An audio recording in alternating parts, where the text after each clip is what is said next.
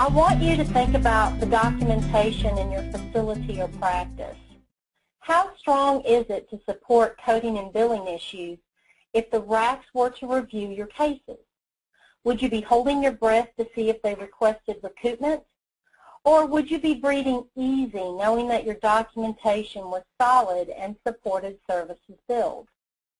In today's session, we will be discussing respiratory issues that are CMS approved for RAC review.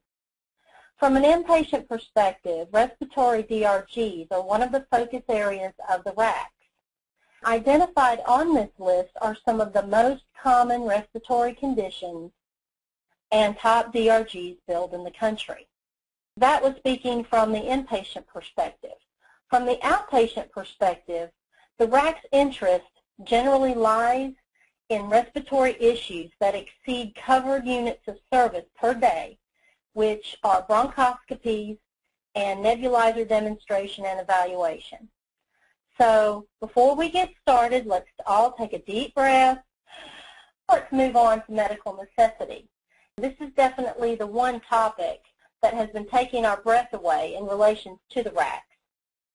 Under the Social Security Act, Medicare pays for medical items and services that are reasonably necessary for a variety of purposes.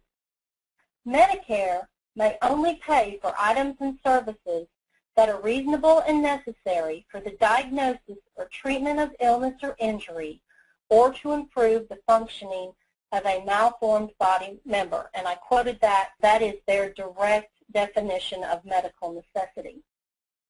Of course, there's always an exception. That is, unless there is another statutory authorization for payment, then they would use that instead. Medicare has a number of policies, including the National Coverage Determinations, which are NCDs, and Local Coverage Determination, LCDs, which, for you seasoned coders and billers out there, they were formerly known as Local Medical Review Policies, or LMRPs. All of these describe coverage criteria. That being said, Medicare can determine if a method of treating a patient should be covered on a case-by-case basis. Even if the service is medically determined to be reasonable and necessary, coverage may be limited if the service is provided more frequently than allowed under Medicare coverage policies or a clinically accepted standard of practice. From a coding and documentation perspective, medical necessity has always been an issue for us.